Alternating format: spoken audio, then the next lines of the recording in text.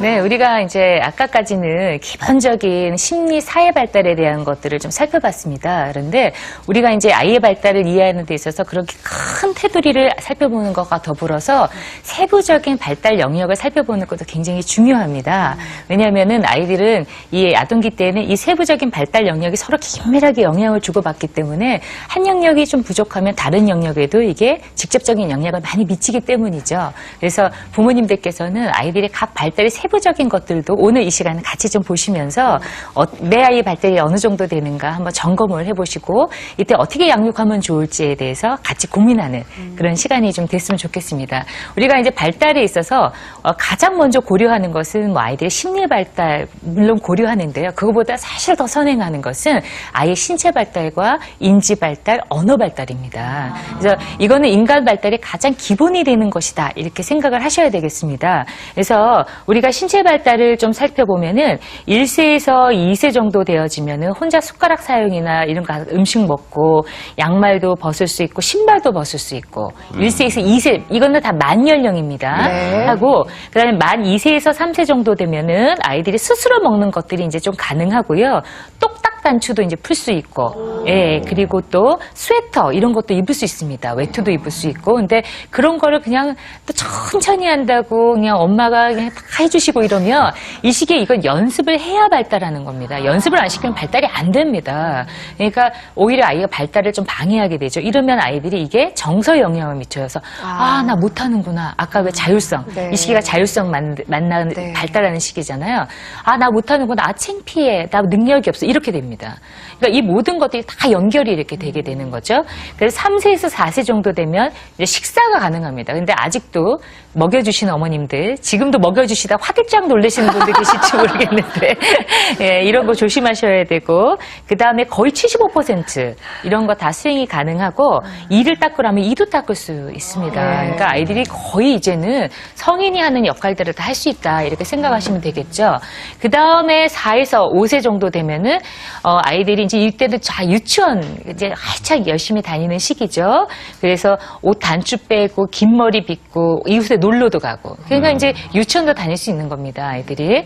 그 다음에서 이제 5, 6세 이거는 이제 곧 초등학교를 이제 준비할 그런 시기인데 이건 집안일도 다 할 수 있고 목욕물 온도 조절까지 뜨거워 안 뜨거워 이런 것도 이제 다 할 수가 있고 그다음에 음식을 칼로 사용해서 자를 수도 있어요. 그러니까 나이프나 이런 걸 주셔가지고 아이들 시험하게 하셔도 되는데 음식 제자리에 놓는 거. 그러니까 이때는 엄마 아빠들이 저기 숟가락 놔라 젓가락 놔라 반찬 그릇 놔라 이런 거 충분히 가능합니다.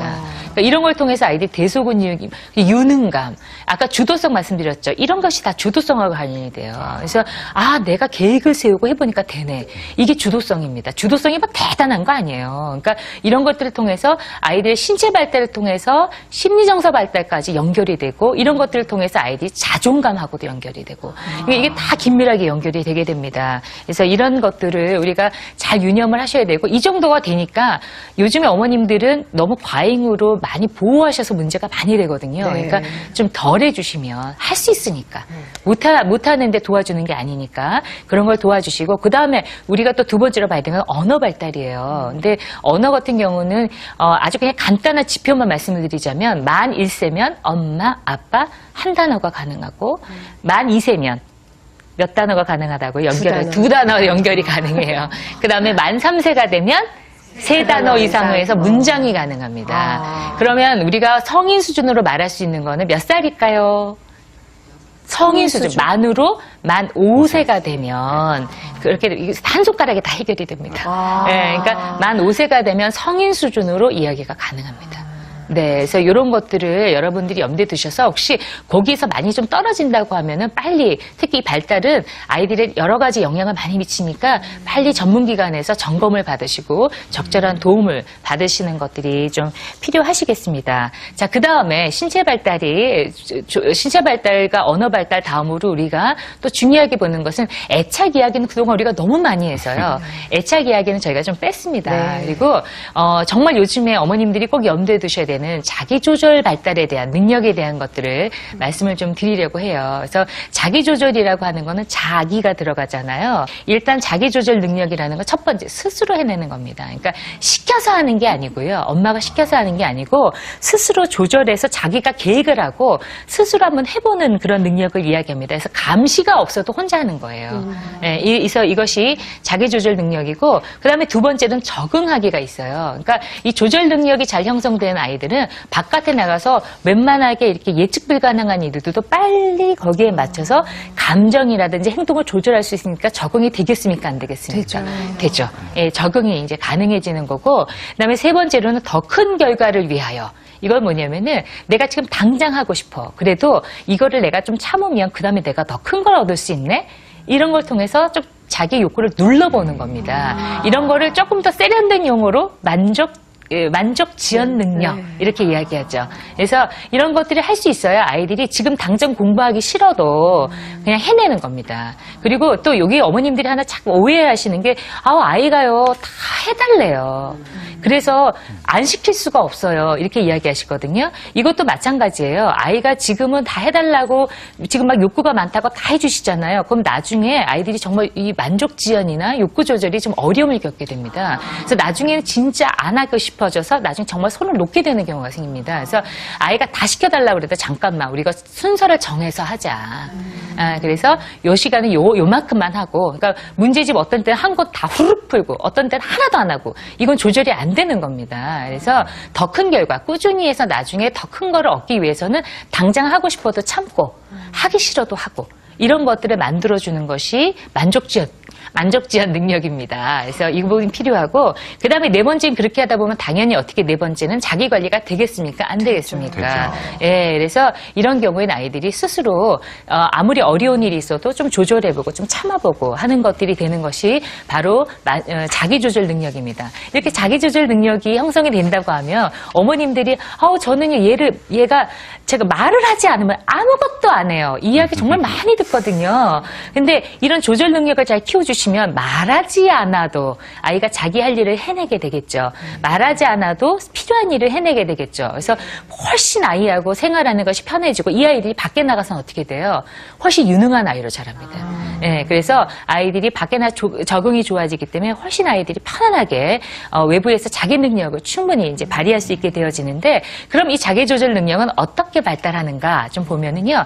0에서 한 1세 정도까지는 아이들이 어떤 그 조절 능력이라는 것이 이제 딱 싹이 트기 시작해요. 그래서 엄마 아빠가 이야기하는 거 이게 무슨 이야기다 이게 약간 이해가 가능한 겁니다. 근데 이제 그걸 갖다가 벌써 조절을 시켜야 된다 얘랑 막 싸우시면 안 된다는 겁니다. 그때까지는 얘한테 잘 설명해줘야지 하는 시기이고 그리고 한 2세 정도가 되면은 지시 따르기가 가능해요. 그래서 그만 그러면 너 오줌 여기서 넣어야 돼! 이러면 이제 그래서 계속해서 훈련이 가능한 거예요. 네, 그런 다음에 아이들이 한 3에서 6세가 되어지면 이때가 참 중요한 시기인데요. 이제 정말로 이제 엄마 아빠가 예전에 하지 마! 그랬는 게 안 했지만 3에서 6세가 되면 이거 하지 말라고 그랬지. 이러면 내가 안 되는 거지. 먼저 알아서. 그럼요. 이제 스스로라는 개념이 이때부터 저 본격적으로 생기기 시작합니다. 근데 이때 엄마 아빠가 개입을 너무 많이 그 전에 하시잖아요. 이 시기도 많이 하시면 발달될 정신이 없어요.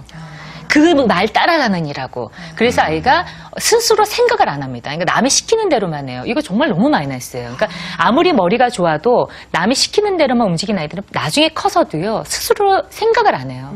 머리 좋은 거 아무 소용이 없습니다. 이렇게 되면. 그러니까 스스로 생각할 수 있도록 키워주려면 3세에서 6세를 스스로 해낼 수 있는 경험을 많이 주시는 거. 이런 것이 아주 좀 중요하다. 생각할 수 있고요. 네. 그 다음에 학령기로 넘어서게 되면 이제 조절 능력이 조금 더 아주 세련돼져 갑니다. 그래서 혼자 계획 세우고 점검해보고 결과 평가하고 이런 것까지 가능해지죠. 근데 앞서의 이걸 기초공사를 잘 못해놓으면 어떻게 된다? 이때도 잘 안 된다. 그래서 이 아동기를 이 차근히 그 발달 시기를 경로를 잘 이해하시고 도와주시는 게 필요하고 사춘기가 되면은 이때는 정말 불같은 시기이긴 하지만 이 기초공사가 잘 돼 있으면 조금 이걸 유지하려고 나름대로 아이들은 노력할 수 있게 됩니다. 그래서 이런 조절이 잘 형성되어진 아이들은 정말 바깥에서 제 몫을 제대로 해내는 아이로 클 수가 있습니다. 근데 이 정서 조절을 또 돕기도 하고 방해도 하는데 또 인간에게서 굉장히 중요한 또 발달 영역이 하나 있어요. 그게 뭐냐면 바로 정서 발달입니다. 그래서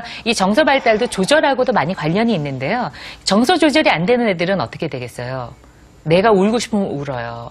화내고 싶으면 화내요. 요즘 사춘기 애들 와서 이야기하는 거 보면 대단치도 않습니다. 정말 뭐 이거는 뭐 엄마 아빠랑 기구를 들고 싸우고 욕하고 그러니까 이렇게까지 안 되는 거는 뭐냐면 조절에 상당한 문제가 있는 부분이 되거든요. 그래서 이 조절을 기반으로 해서 정서도 마찬가지로 조절이 될 수 있는데 그러면 정서라고 하는 게 뭐냐? 우리가 이것들은 몇 가지 개념으로 나눠서 생각을 해볼 수 있는데요.